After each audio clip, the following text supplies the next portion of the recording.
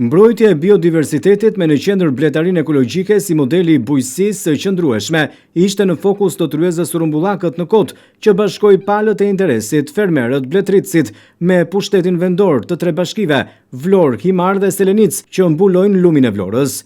Mbrojtja e biodiversitetit, ndikimi i pesticideve dhe nevoja për praktika më të qëndrueshme në bujqësi dhe bletari kanë qenë në fokus të tryezës Rumbullakët. Aktiviteti u realizua nga organizata SIP në kuadër të projektit Adresimi i kërcënimeve ndaj biodiversitetit dhe ekosistemeve në lumin e Vlorës, me pjesëmarrjen e fermerëve, bletritësve, ekspertëve dhe aktorëve lokal. Takimi synon të krijojë një hapësirë dialogu mes komunitetit dhe institucioneve vendore të drejtuar nga ekspertë të fushës.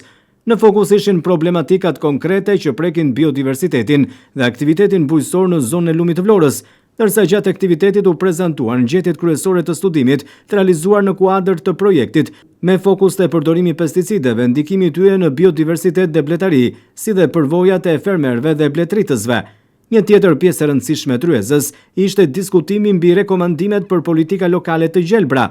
Qëllimi është që të dhënat dhe problematikat evidentuara të mos mbeten vetëm në nivel studimi, por të shërbejnë si bazë për rekomandime konkrete, drejtuar institucioneve vendore dhe aktorëve që lidhen me bujqësinë dhe bletarin. Dhe duke marrë bletën si shembull dhe model në qendër të studimit, ne këtë përgjithësojmë dhe për gjithë gjallësat e tjera, sepse ajo është e ndjeshme në radhë të parë sepse është insekt, dhe insektet janë më të ndjeshëm se kafshët e larta, dhe reflektojnë problemin më lehtë.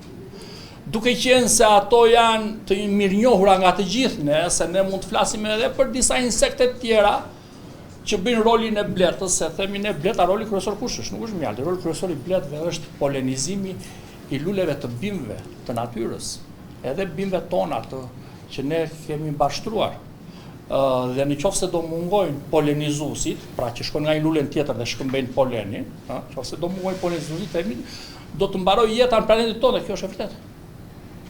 Po nuk është vetëm bleta, ka dhe insekte tjera që bëjnë, edhe fluturat, ka shumë. Po ne flasim për bletën se ata e njohim të gjithë, e perceptojmë dhe kuptojmë të gjithë. Pastaj, bleta është e dashur për të gjithë, për mjaltin që bënë. Apo ja. Ndërsa, për të parë më hollësisht pjesën më poshtë të fshatrave të tjera, ka nevojë dhe për një studim pak më të diferencuar, po jo shumë të madh. Me kaq ne mund ta përgjithësojmë me pilotimin që kemi bërë në fshatin Vrani, Shtrbaç, Bolen, Kuç dhe Kallarat. Do të flasim konkretisht për hapat që ne duhet të marrim. Prandaj ne I kemi në tryezën tonë përfaqësuesit e institucioneve vendore, që të gjitha ato shqetësimet tona dhe të dhënat që ne kemi nxjerrë nga studimi mos ngelen thjesht në letër, por të ndërmarrim masa konkrete, hapa konkret për zgjidhjen e situatës. Ne jetojmë këtu dhe kjo është pasuria jonë. Pra të ruajmë atë pasuri që kemi, biodiversitetin, parë në të gjithë format e tij, por mbi të gjitha të ruajmë bletët, sepse bletët janë një nga elementët më kryesorë. Në ekologji quhen specie çelës. Pra pse? Sepse vetë nga natyra, nga evolucioni, pjesa më e madhe e bimëve dini janë në planim kryqëzuar. Në qoftë se do mungojnë bleta, atëherë sigurisht që nuk do realizohet ky funksion kaq I rëndësishëm, por ne duhet që ta mbështesim apo të bëjmë ato ndërhyrje që kemi mundësi për të bërë, sepse besoj edhe mund ta keni dëgjuar një shprehje që ka thënë Einsteini, është fakt aforizëm, por gjithsesi, në qoftë se do zhdukën bletën, njeriu do të mbeten edhe 4 vjet jetë. Gjatë diskutimit të hapur, pjesëmarrësit ndanë problematika që hasen në terren, praktikat që përdoren aktualisht dhe mundësit për përmirësim. Në qendër të diskutimit ishte përvoja për më shumë informim, bashkëpunim dhe masa konkrete për reduktimin e ndikimeve negative mbi biodiversitetin dhe mbrojtjen e polenizuesve. Anila Koçiu, drejtore e projektit, thekson qëllimin e kësaj tryeze. Sot në Kot, në qendrën e krahinës së lumit të Vlorës, realizuam tryezën e Rumbullakët mbi biodiversitetin dhe praktikat e qëndrueshme në bujqësi. Ky aktivitet u realizua në kuadër të projektit Adresimi I kërcënimeve ndaj ekosistemit dhe biodiversitetit në lumin e Vlorës, një projekt I cili mbështetet nga qeveria suedeze në kuadër të projektit dhe të programit Grinal.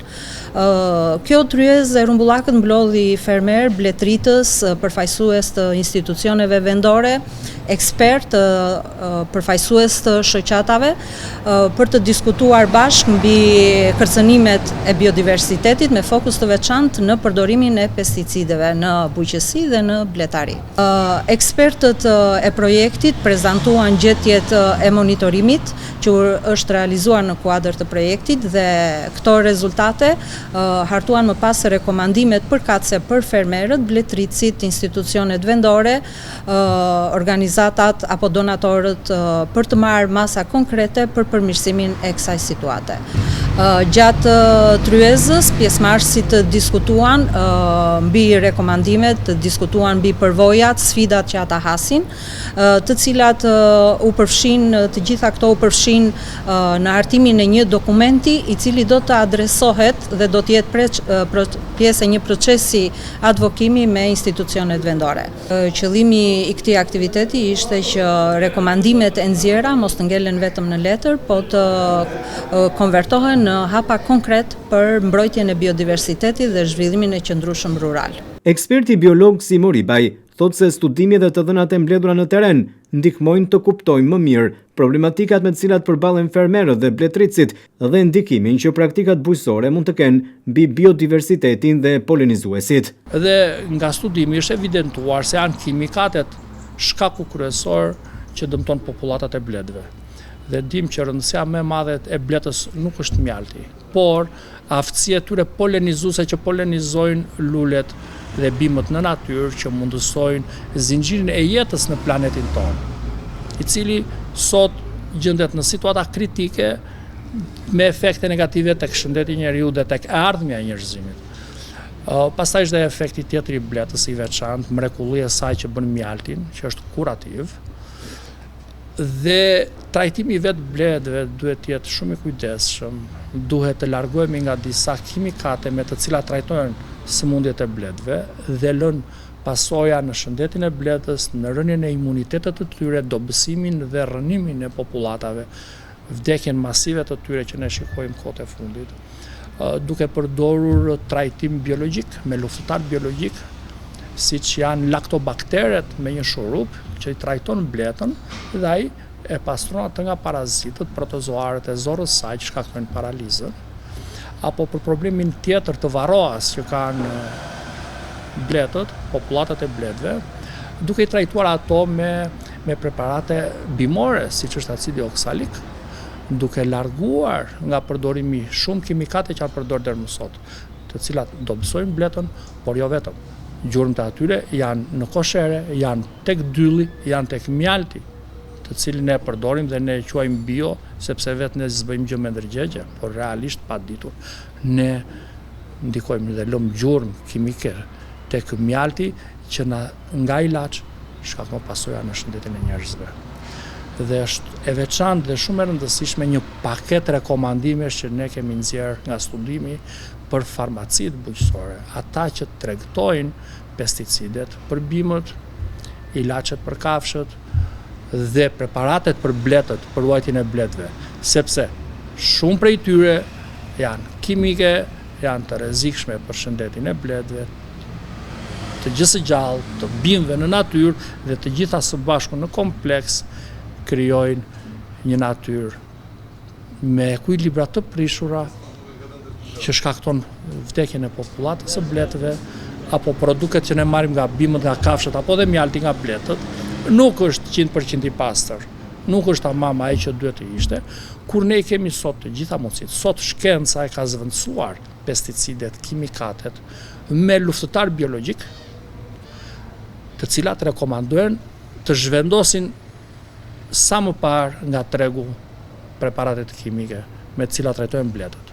Po jo vetëm bletët, sepse në natyrë janë të ndërthurura, edhe kafshët, edhe bimët, edhe plerat kimike, sepse vetë bima e dobëson strukturën e tokës nga elementet ushqyes, duke prish elementet ushqyes, prish ekuilibrat në tokë, edhe për mikrogjallësat që japin shëndetin tokës, ndaj duhet përdoren plerat organike, duke i zhvendosur gradualisht dhe një ditë themi plotësisht plerat kimike dhe kimikate nga bujqësia. Një rekomendim tjetër shumë i rëndësishëm për fermerët, të cilët nuk e di, në zonat e tyre natyrore, kaq të pastra siç është lumi i Vlorës, nuk duhet të fusin bim të huaja, duhet të mbjellin vetëm bim autoktone. Dëgjojmë, shesin në treg fiq turq që bën të shkurtur, të mbushura me kokra. Sa vlerë kanë ato kokra? Nga ku ato kokra u prodhuan dhe u mbushën me elementet e durrës, kur ajo është aq e vogël, ka aq pak gjethe, ka aq pak rrënjë, merr aq pak ushqim. Si mund të quhet ajo e shëndetshme? Dhe përveç kësaj që s'mund të quhet e shëndetshme, ajo aty ku do të mbillet, do të ndryshojë ekuilibrat në atë ekosistemin me gjallësat e tjera, me zojt, me insektet, me bletët, me njerëzit, që të gjitha së bashku përbëjnë një zinxhir në ekuilibër mes tyre. Kjo është ekologjia, ekuilibri mes gjallësave dhe natyrës, që jep shëndetin gjallësave, biodiversitetit, jep shëndetin edhe njeriut. Tyreza e rumbullakët përbën një nga hapat e procesit të advokimit të parashikuar në projekt. Rekomandimet e dala nga diskutimi do të sistemohen dhe do të përfshihen në dokumentin përkatës, i cili do të përcjellet institucioneve vendore dhe aktorëve relevant. Mbrojtja e biodiversitetit kërkon bashkëpunimin e gjithë aktorëve, nga fermerët dhe bletritësit, ekspertët, organizatat e shoqërisë civile dhe institucionet. Për zonën e lumit të Vlorës, sfida tashmë është që rekomandimet dhe praktikat e mira të kthehen në veprime konkrete për një bujqësi më të qëndrueshme dhe një mjedis të shëndetshëm. Projekti i adresimi i kërcënimeve ndaj biodiversitetit dhe ekosistemeve në lumin e Vlorës mbështetet nga qeveria suedeze përmes programit Green Al.